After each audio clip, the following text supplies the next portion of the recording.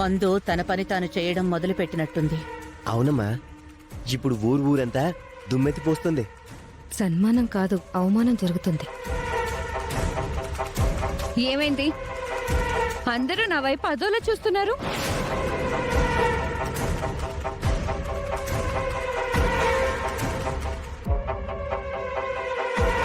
కాలు మీద కాలు వేసుకున్నానా?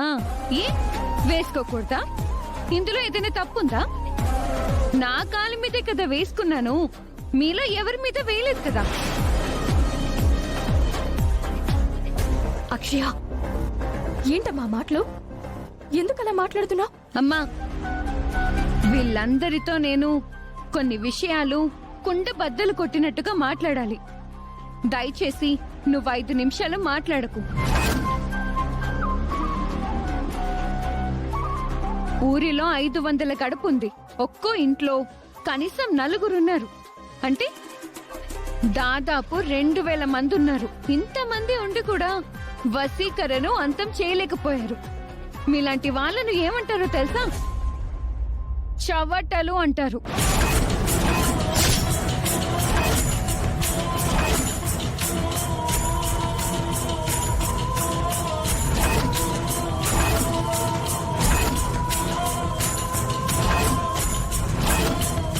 దద్దమ్మలు అంటారు.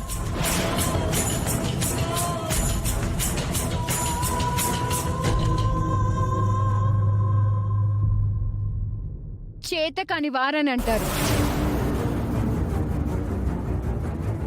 మీలాంటి వారి గురించా?